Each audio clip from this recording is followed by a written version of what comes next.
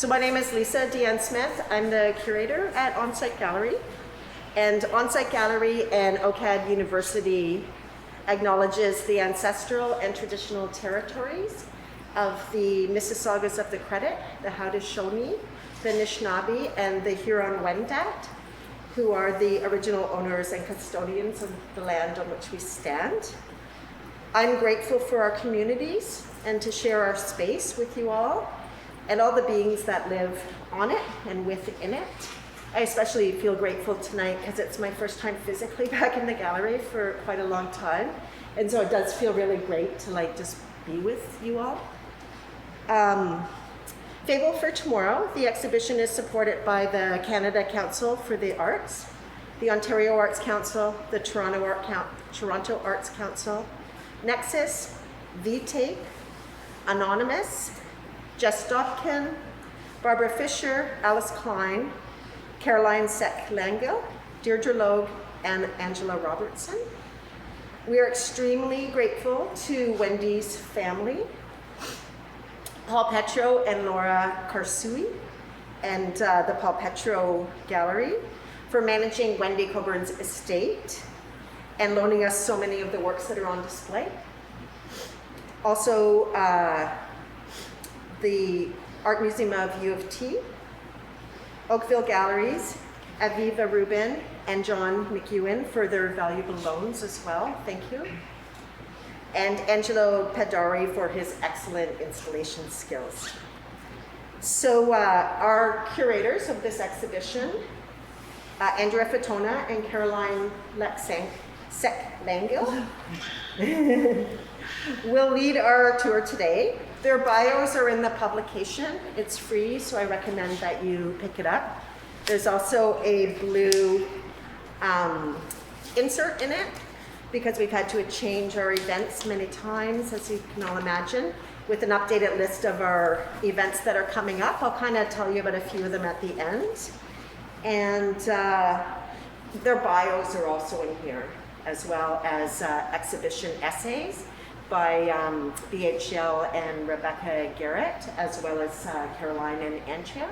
So I encourage you to grab one of these and take it with you, and I'll pass it over. Thanks, Lisa. Thanks, Lisa. Can you hear me, or do I need to turn this volume up? Can you hear me now? Oh my gosh, and you can hear me as well. Yeah. So thanks everyone. This exhibition has been a long time in the making for us, and we're really, really excited to be here to do this tour with you. I think it's really important for me, and I think Caroline might agree with me on this, is that, to really talk about the fact that I have been a longtime friend of Wendy Coburn, and so I come to this exhibition with a particular level of personal engagement with the work and with the artists as well. I think it shapes how I come to the work and how we've worked on putting together the exhibition. We've organized the exhibition in thematic sections, but as you see, none of those sections are really labeled. There are a number of categories in which we've placed the work, and much of this work has not been seen together as a body of work. So we've worked with several categories: science and alchemy, institutional critique, longing and belonging, queerness, and the kind of there's some intersections across all of these categories. Nature and ecologies, and I would say that surveillance also comes into this as well. We were considering that. Yes.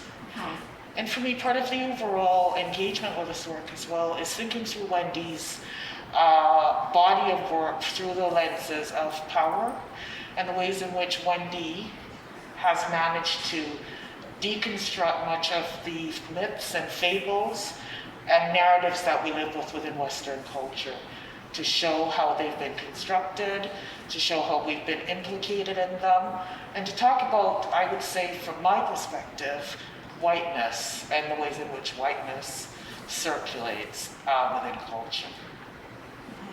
I think it's really notable as well as we walk around. You'll recognize how prescient so much of the work is, that so much of the work feels contemporary, even though much of it is about 8 to 10 years old, if not older. And the way some of the pieces particularly speak to the time we're in, a time of climate crisis, and also a pandemic in which we've had to really kind of check ourselves and our relationships and the way we circulate, in the culture. So we can, I think, start with this section. We'll move around the gallery and kind of through the different thematic areas that we were looking at. So, And I think another thing I'd like to say to start is the ways in which Wendy elevates the everyday objects through taking them out of their familiar, defamiliarizing them so we can actually see how these objects, ideas, and ideologies work within the context of the work. So this section we've titled, or the works in here take up She's of Science and Alchemy. This first piece here called Feral Science after Harry Harlow from 2007 really is an engagement with the scientific research conducted by Harry Harlow, I believe in the 50s, around childhood attachment and childhood development. So the experiments were one in which the most famous experiment was called, I have to check my notes. I do have it somewhere. But anyway, while I look for the title of the experiment, it was called the wire monkey experiment. And the experiment was Harry Harlow produced 2 surrogate monkeys, one covered in soft terry cloth, the other one was a wire monkey. The wire monkey provided food to the rhesus monkeys, while the terry cloth monkey did not provide food. But what happened was the monkeys would feed from the wire monkey and cling to the terry cloth monkey. And so the outcome of that experiment was that children need affection, they need touch, they need an engagement with something living as a way to thrive. I'll turn it over to you. yeah, the opera that's overlaid here, the song Die Trauernd, is about a relationship with a mother and it's kind of the threat of detachment. And I don't know, it's a very mournful song. I mean, it's too bad we can't hear it now, but I'm sure you have anyway. But it's there's something about the cloth monkey being recreated in bronze that is, I think, doubly chilling in relation to the song. And there's, I also had a very strong relationship with Wendy. We were students together at OCA in the 80s and, close friends for many years. And there's, her own biography that's kind of woven through much of this work. And it's probably not a good idea to kind of extrapolate to her own personal life at all, but there is a kind of investment here in the family and speaking to the family as well that is really important. Do you want to talk about the swans? So we've got this piece called Untitled Try and Untitled Cut.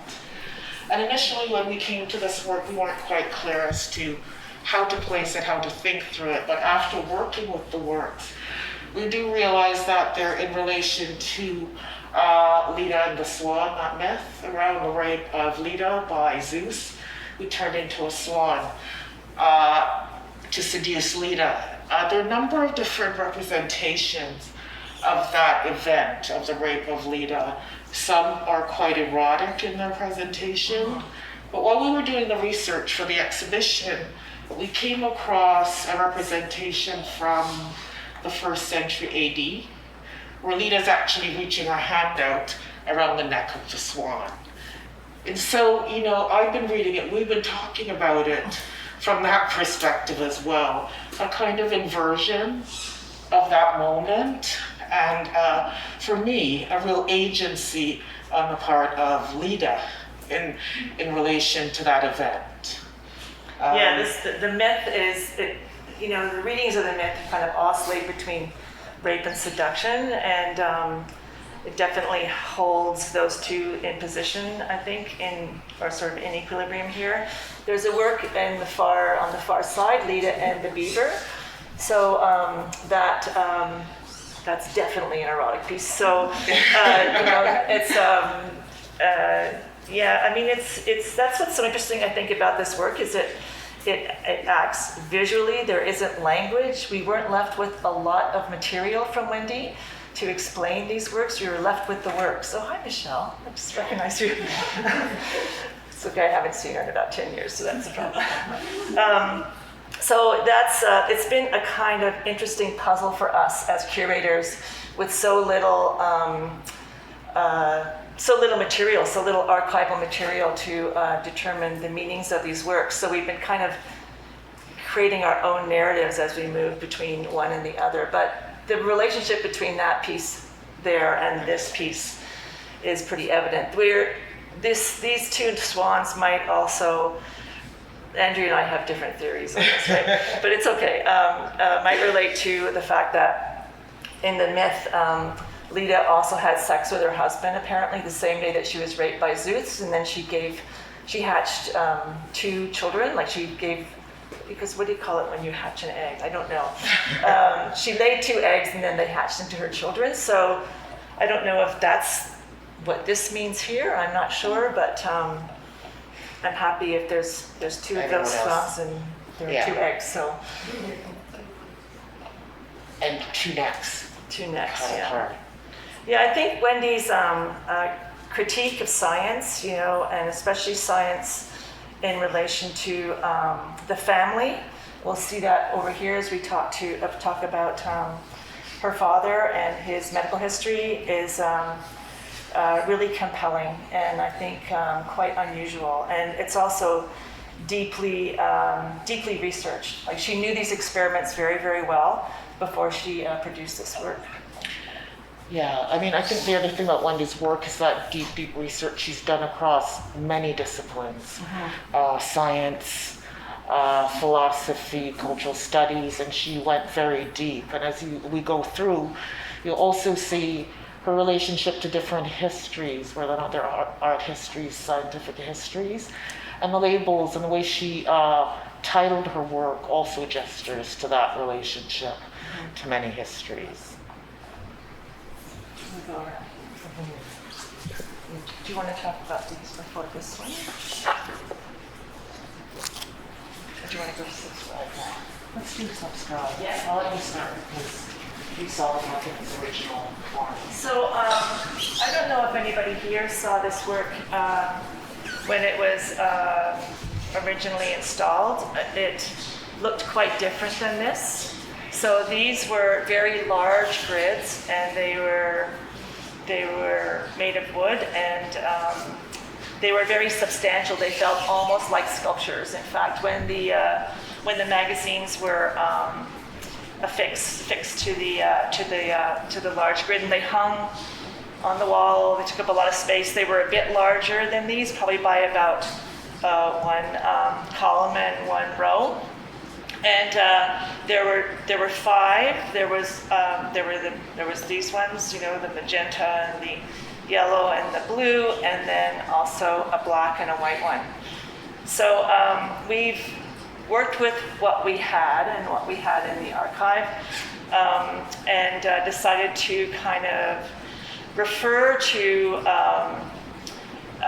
the original grid through these panels and then affix them to the wall in this way so that you get a sense of the original installation.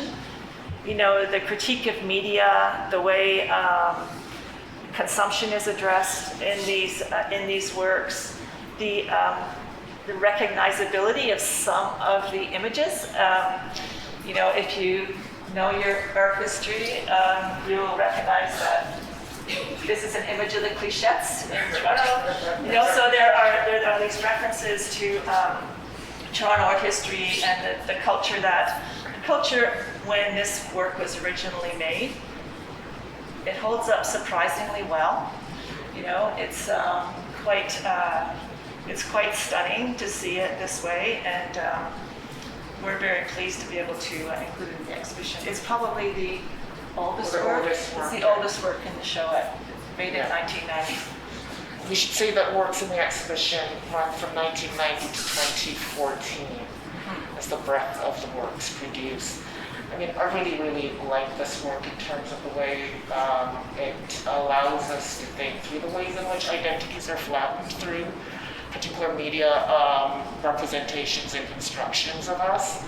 When we were at the last panel that was held, I think Lace Magor talked about the fact that these were hand-cut by Wendy, and so this was before there was any technology to do this in a really quick way. So there's a lot of labor that went into this.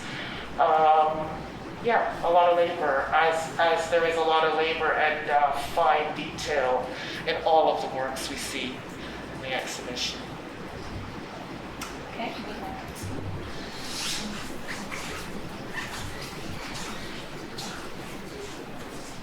So again, this one is quite obvious in terms of the category we put it in terms of the category of institutional critique. And again, this is a comment on gender and gender dynamics, relationships, and hierarchies in the context of OCAD University, but in the context of organizations and institutions. So I'm also going to ask Caroline to talk about this one because she was around when the work was made. Yeah. What's interesting about Wendy's history at OCAD is that she did spend a fair amount of time as an administrator, and the campaign, the capital campaign, while she was in the role, I think, of assistant dean in the Faculty of Art, was about, the logo was ideas need space. And it was this exact configuration, and she's changed it to ideas take time. And I think that tension between, the institutional needs, this is me speaking as the provost, the institutional needs and what the students need and what the faculty needs, there's a tension here that's very clear. And the critique of Professor of Art History is, I think it's so canny and so smart. There was also Wendy occupies, dragging this, and then she also does in another piece that we didn't include here, where she personifies Ron Shubrook as president. We just decided that it wasn't quite, didn't really work with the three. And then, this Wendy as femme, I think, is just, we adore this picture.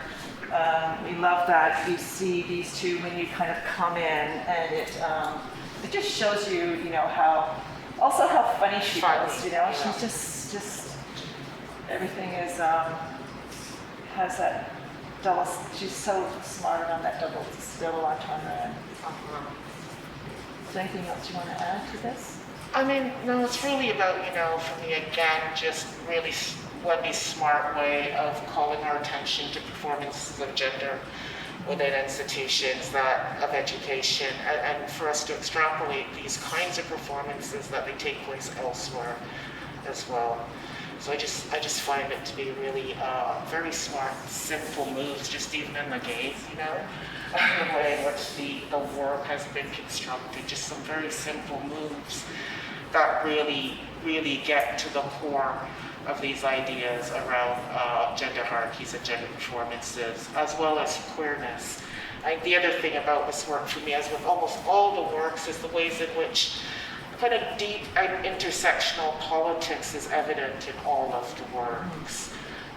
Wendy managed just to bring us to an understanding, and she says it in her essay, around events and performances, that things come into being through various kinds of repetitions and events that lead to something. And I think most of her work really unpacks that, including this. So these works kind of, they pick up on Wendy's interest in science and her critique, I think, the critique of science. There's other works in the show that do that as well, but these ones are become very personal. So these two works, Idea Object And the Alchemist. homage to Jasper Johns, and The Alchemist, around reproduction and a kind of DIY domestic enclave to keep the sample at the right temperature, and the turkey baster. It's also about, I think, a way to acknowledge queerness and its and the relationship to reproduction and the kind of resistance. I think resistance to medicine and the institution of medicine. And these works for me, I was thinking about the fact that Wendy was reading deeply. I keep coming back to this idea that Wendy was engaging with other scholars, other artists as she's producing this work. And, I remember her reading through and thinking through people like Munoz and ideas of disidentification and queerness. And so as I think about these works as well, in terms of these objects, the ways in which these ideas around disidentification, these ideas around queering the object that comes out of those kinds of discussions through Munoz comes out in this work as well. So these two pieces, this one is called Error Before Reason, and this one is Risk Management. Both of these works, I'll just say that, a kind of gift to us as we were doing this research was finding an essay that Wendy wrote. It's called The End, actually. It was the transcript of a talk that she gave at a conference in Australia, and she actually goes through a number of the works, and it's so it grounds a lot of our thinking for some of the works, and that includes this work here, which we're really fortunate to have that information. And Wendy's father was misdiagnosed. I think we all have these stories of people who have been misdiagnosed with the wrong kind of cancer or the wrong diagnosis and the delay. And I mean, many people it's been acute during COVID, I think, that kind of experience. And so it's so interesting that she created this work after James Reason's research into patient and aviation safety, the Swiss cheese model, which we've been hearing over and over during COVID, like social distancing, masking, vaccination, these are the Swiss cheese model of keeping us safe. And her point in this was that even with all of this patient safety in place, her father was not safe, that the error did get through, and he passed away as she feels and the family feels, based on the neglect of the medical establishment. Do you want to speak about this work? So yeah, the helmet, Risk Management, again, is about Wendy's dad. It's cast in bronze. It's quite heavy, and as you see, there are holes through it, which again talks about the fact that at times there's no mitigation over risk, no matter how much we try to create these spaces that we might think we're safe, that somehow deleterious things do get through. And this thing is really, really heavy. I also think it's really important to point out the materiality of the works. The Swiss cheese model made out of plastic, and the bronze monumental heaviness of the risk management piece. And Wendy's thought very deeply about materiality and the materials used for each, for sculptures as well. So as we go through, you'll see the ways in which her concepts shine through the materials that she's chosen to render the works in.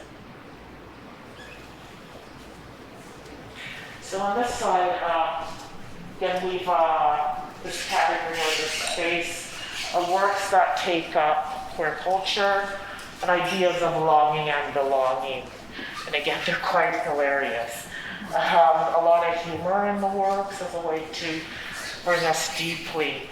So this work was shown before. It was shown at a realtor's office in East Toronto.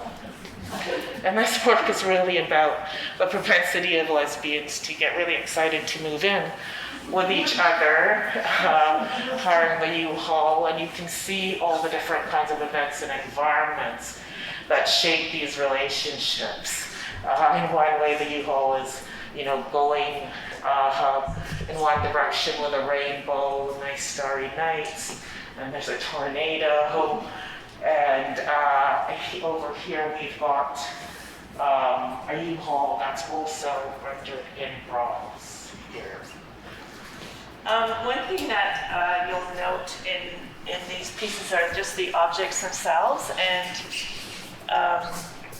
for lack of a better term, I'm going to say that Wendy was a dumpster diver, and she really did find so much stuff on the side of the road, in secondhand stores and people's basements and things, and so many of the works in this exhibition kind of speak to that and are the result of that. So these small toys that she collected over the years are around. There's one in Jess's installation. So Jess Dopkin, who did this fantastic installation that she so generously produced for this show.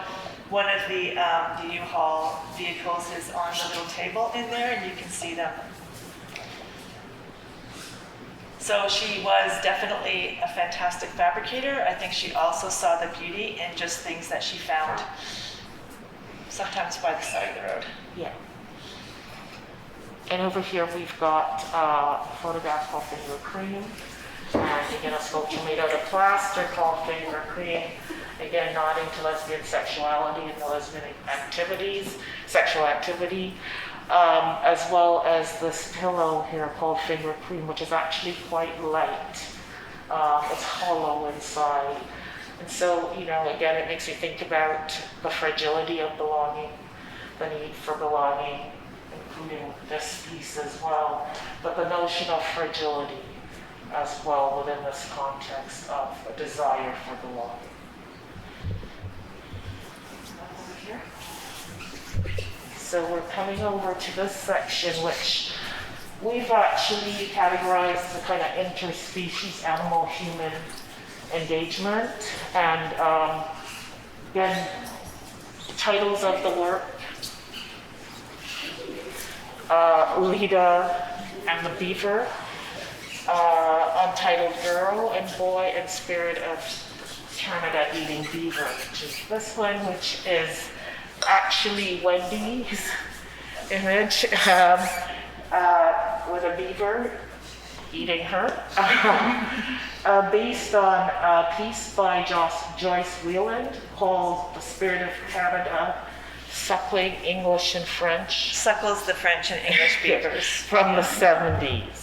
71. Yeah. 70, 71. And so again, for me, a querying of ideas around nationalism, taking up a discussion with Wheeland, and sort of, this ongoing unsettledness around Canada and who is here. I also think, it does speak to, again, for me, a kind of relationship around the place of the lesbian within the reproduction of nation.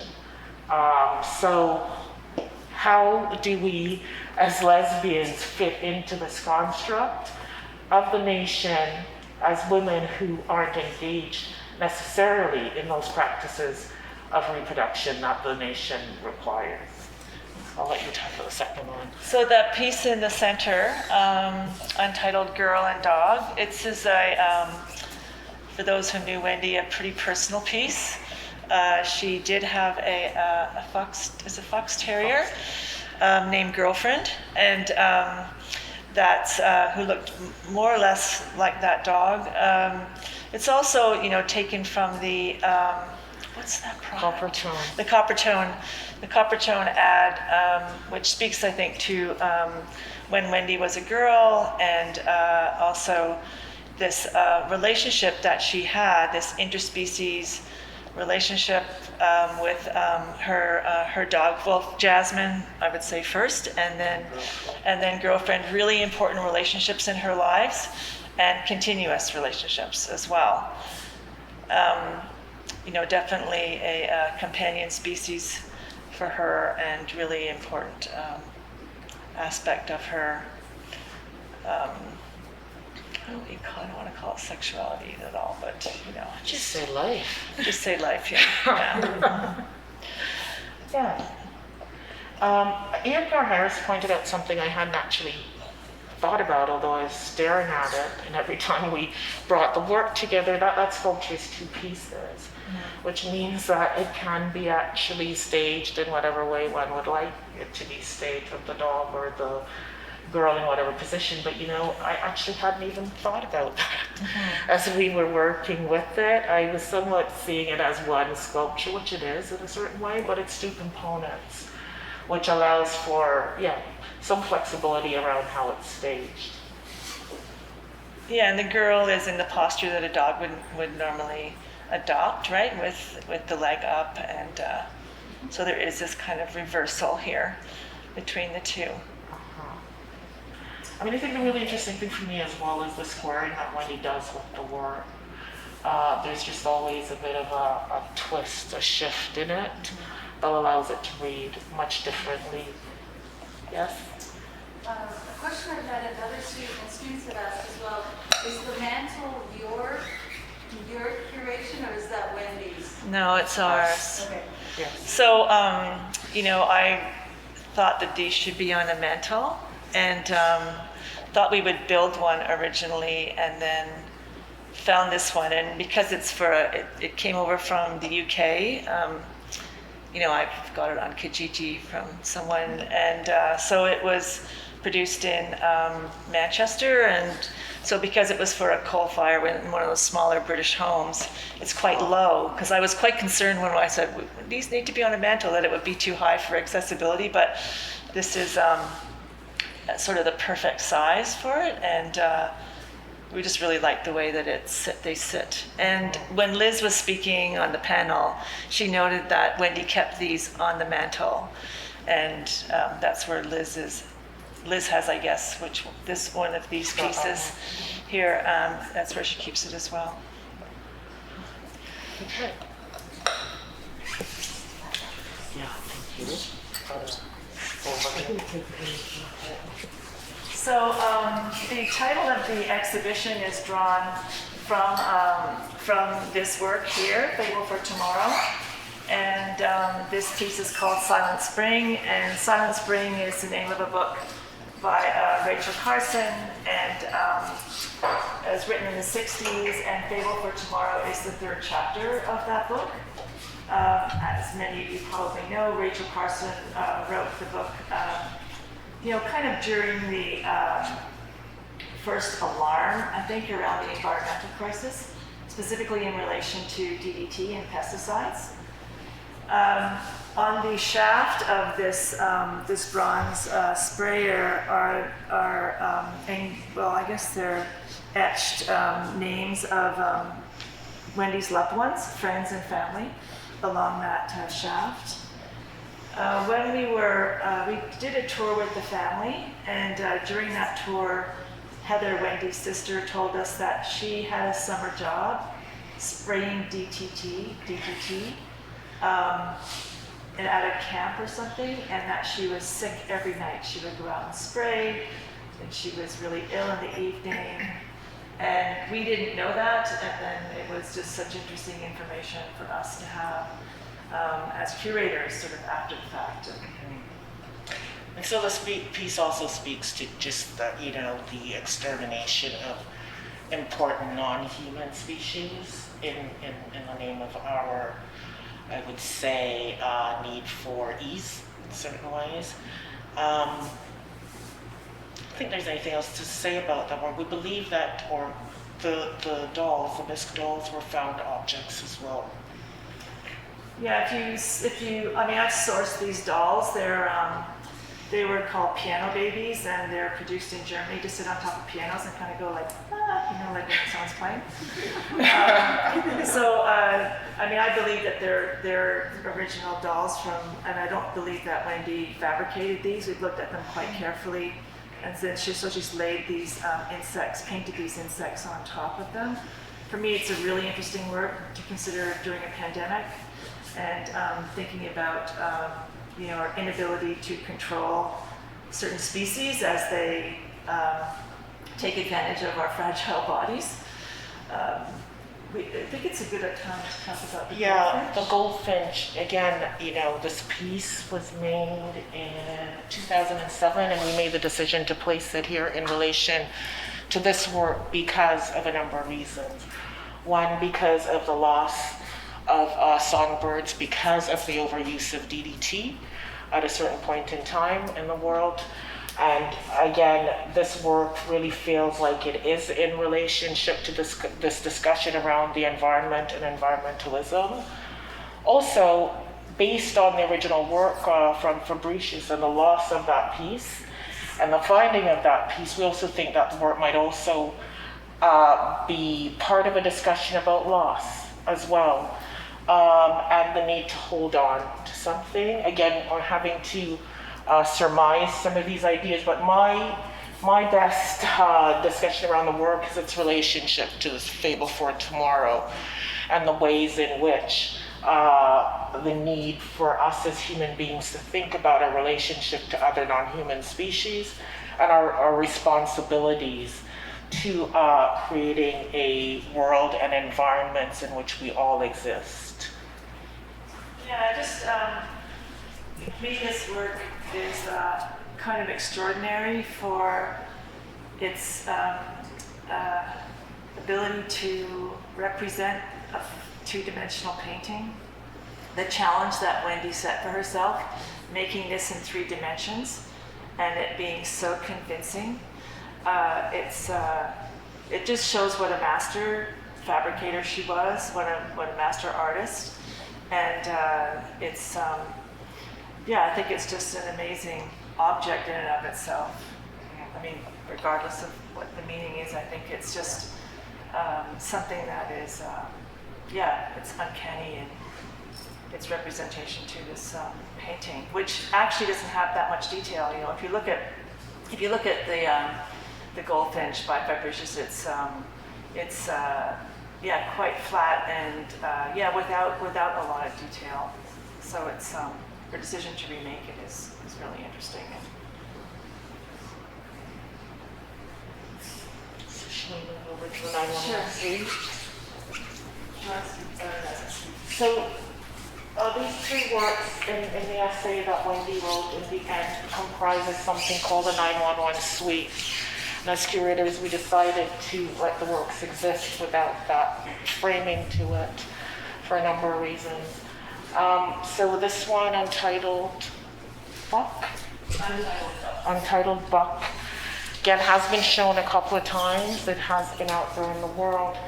But it's really around, again, the ways in which we can easily, you come to the piece from this side and you see a very docile buck, and you come to the circle around the object and there's dynamite strapped to the body. So it's our propensity based on, I would say, trauma, to actually shift, easily move towards activities and events that seem to be from the space of evil as opposed from the side of good.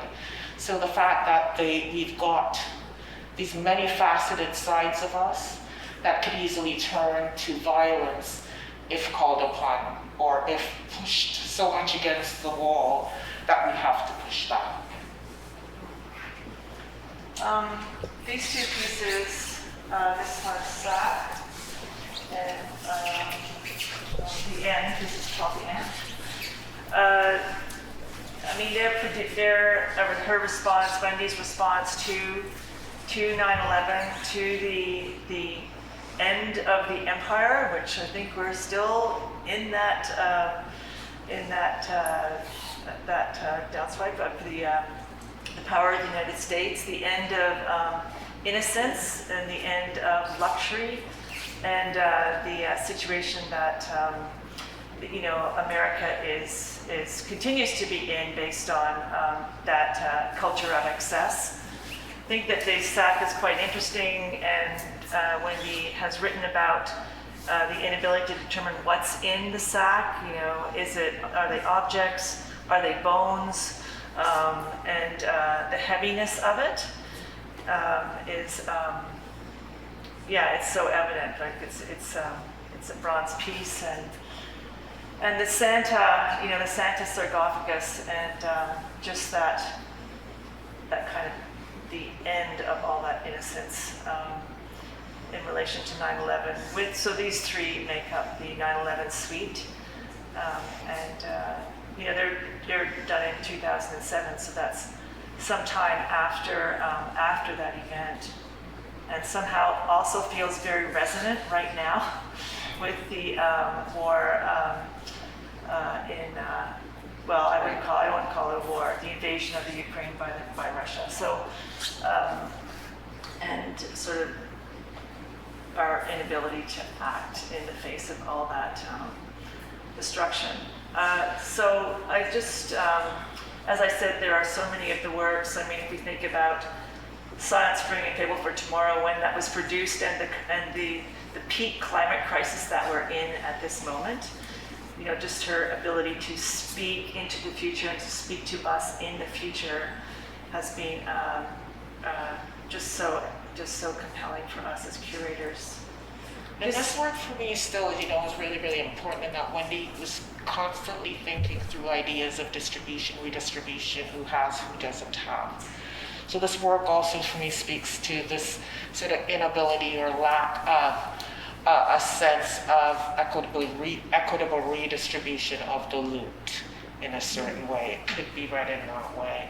And also, the ways in which, particularly in this essay, she talks about, go back to this thing about the events, and trying to find those events that are visible to us, that lead to particular outcomes.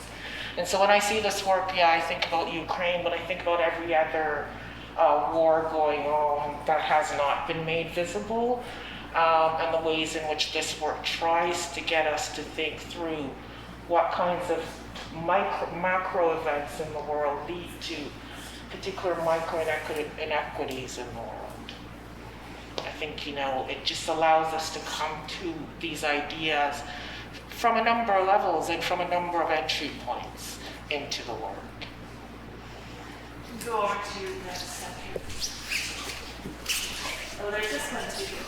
Let's do that one now. Read it flat. I like to do that one. So in a way, we weren't quite sure what category to place these works in, and so they ended up together.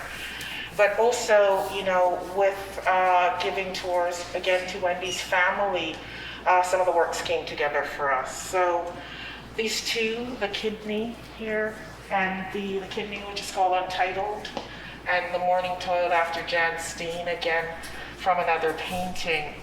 I think they're personal. They come from very personal places, in that Wendy gave her mother a kidney. And we thought that this chamber pot was somewhat in relation to this, which it probably is as well.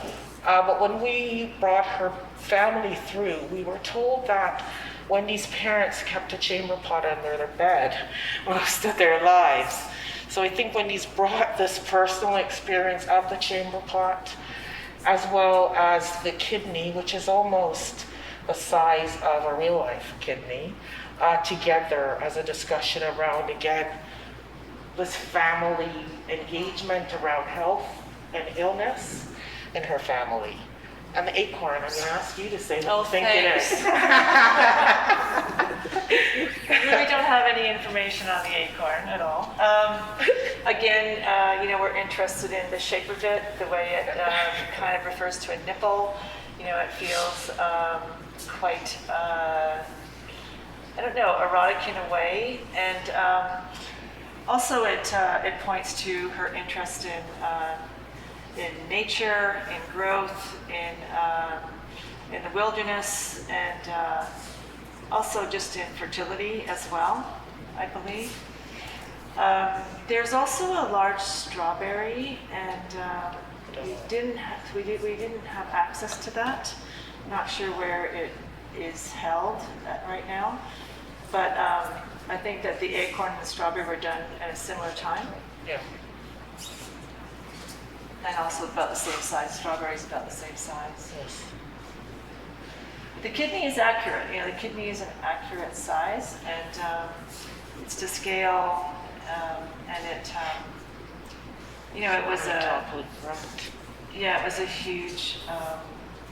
Well, I won't say it's a huge sacrifice. I don't think Wendy thought about that at the time. There was really no question that she would give her mom her kidney. So. The piece is really heavy as well. It's really heavy for such a small object. Yeah. In the painting, The Morning Toilet by Steen, the tumor pot kind of sits below a bed, and there's a woman who's going through her morning toilet, kind of half dressed on the bed, and there is a just a relationship to domestic space, but also to women in domestic spaces through that piece, and so that reference to Steen, I think, is important. And it's also, I don't know my dates here, but I'm wondering if it's kind of similarly. It's similar to the Goldfinch, similar period. 17th century. Okay, so we're on our final piece. Well, we should go into it. Oh, right, right? So do you want to talk about this one? So this piece is called Firm Up, the Diver, from 2006. And it is actually Wendy found this moth, or bought this moth. What we see are some, if you kind of look in, there are a number of small figurines diving into a pool of hot lava. Again, a reference like lesbian sexuality, and again, poking some kind of fun at, and also reveling in lesbian sexuality and representation of it. Yeah, I think that's a very just fun fun. piece, muff diving, and it's just such a great reference and such a kind of in-joke.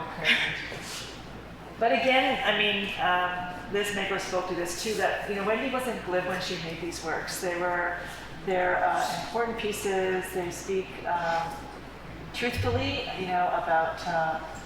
about queerness and relationships, and they have. A great seductive quality. They're just so beautifully made, and they draw you in, and they speak to you. She, in that essay, she says, how do I speak to my audience so they do not walk away unmoved? And I don't think we do. We don't walk away unmoved when we look at her work. I believe we really are moved by the work, and in ways with such small things, like often, right? Just really beautifully presented. Can I add one thing about Sure. that? That's just very quickly, but we Onsite did a show of OCAD staff and faculty. It was like an open call before we opened, and that's the piece that Wendy chose to show, which I think is kind of interesting, to share it with her colleagues. Oh, right, yes. Excellent. And this work, I was looking at Joyce Whelan's work as well. I feel like this work is also a conversation, right? With Whelan, including as well as the sculptures back there, really querying Whelan's sort of engagement, more heteronormative engagement with these ideas. So yeah. And we can go in here just for talking about this.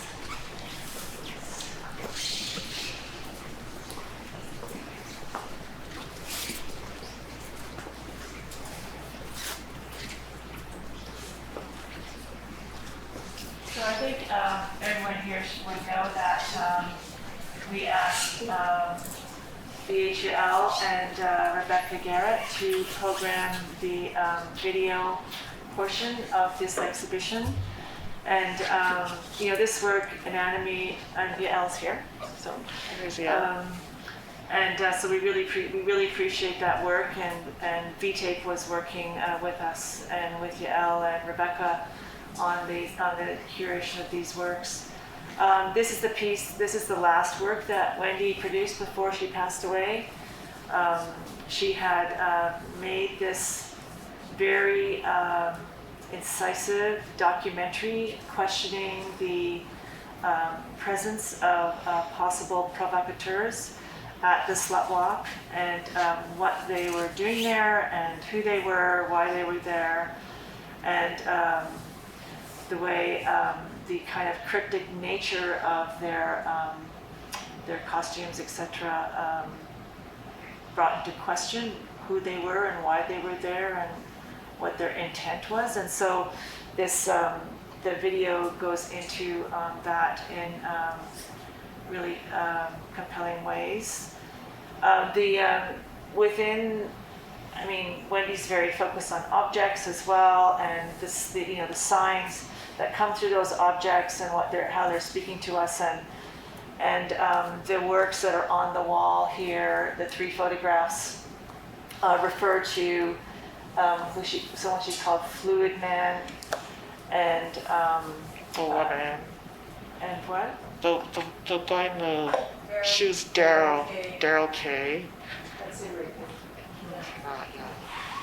So, Yael, do you want to say anything about this while we're in here? Well, Rebecca and I did a talk a little while ago, and Vlad also recorded it, so there's a fair bit. What was really interesting at that talk was that one of the people who attended was a dancer at the time of the slut walk and had been in the sex industry, and she talked about just how the slut walk was seen and why they didn't attend at the time, and how they totally accepted the media representation of what was going on, and said, well, it's so glad that we didn't go. And so for her, seeing the piece was just like really revelatory in terms of the kind of questions that Wendy raises here. So it's a very deep work, and it's a work of immense digging, investigation. Wendy scoured the internet. Rebecca Garrett and I were at the slut walk, and so we gave her our images, our footage, and yeah, so that's the short of it. And these works here are, we believe they could be student work, or they could be work that Wendy produced with students while she was a professor of sculpture at OCAD. It's a kind of a common assignment within a program, a course called Form and Structure, and I think that Liz Magor also did a piece at the power plant in the that center corridor that was based on this assignment. It's called Pulp Fiction. Pulp Fiction, right? And we were in our class and we did that. right. So these are kind of remnants of student work, and we're not sure what Wendy's relationship was to these, but she did keep them, so we assume that they're important to her. These, I think, are student projects. The project that's still being done in first year, which is asking students to reproduce objects and they're really measured in very exactitude in terms of the reproduction in cardboard. So I think these are student projects. Yeah, Wendy's pedagogy was a really important part of her life, I believe, and she initiated a course called Queer Studio, and which is still being taught, and it's a way for queer students across the university. It was amazing how many students she said she had from design who had an opportunity to work with those ideas in their courses, and it always filled up like in about an hour. You just couldn't get into the class. And they did some really interesting and important interventions in space at OCAD through that course. One was called the Yellow Staircase Project. It's taking up violence against queers based on a couple of events that happened around that time. So Students have really benefited from Wendy's pedagogy, as Caroline says, but also they were really brought into making and experimenting with making in some ways that I think other programs couldn't offer at the time. She created that Making Gender course, and yeah.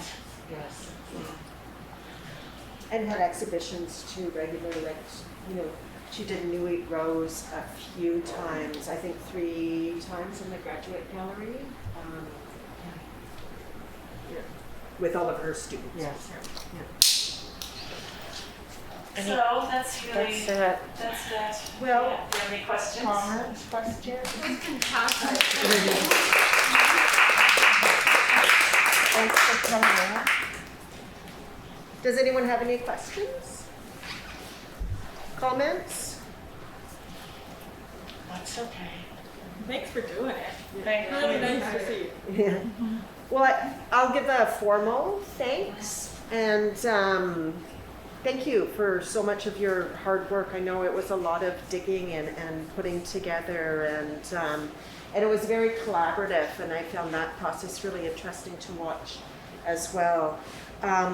I encourage everyone to visit our YouTube channel. So if you just go to YouTube and search Onsite Gallery, you can see Yael and Rebecca's talk. There's also panel discussions. There's actually a whole slew of talks on there. And this will be eventually on there as well.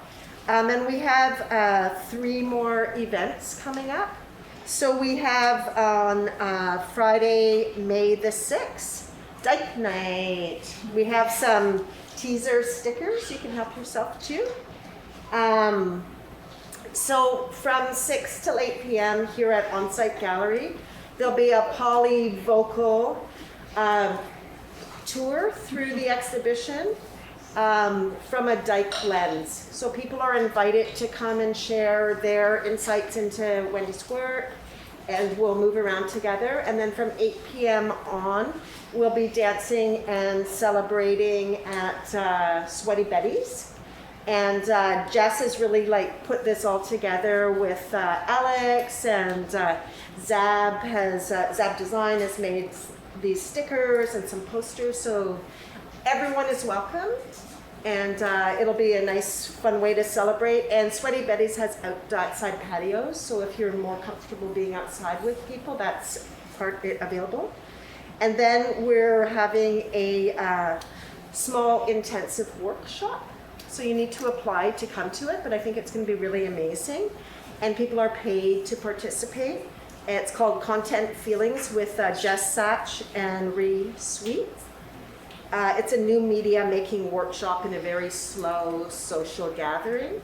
So if you need, to feel some connection, and it'll be here in the gallery while the gallery's closed, or you can join online. And there's a small stipend for attending, and lunch will be served. And it's really kind of creating a healing space, but also talking about surveillance and putting forward our imagery and how we present identity. And then we will be having a very exciting closing reception. So we didn't have an opening reception, and so everyone's invited. All of the events are free and are open to everyone except for the workshop that needs to be applied to. So on Thursday, May the 12th, from 6 to 8, there'll be a closing reception. But they're all listed on this blue piece of paper in the publication, so please pick it up. They're just on the wall over there. And we are producing a catalog as well. Yeah. So that's kind of a bit We're- delayed like everything else, but in the works. Thank you all for coming. Thank you. Thank you. Yeah, thank you.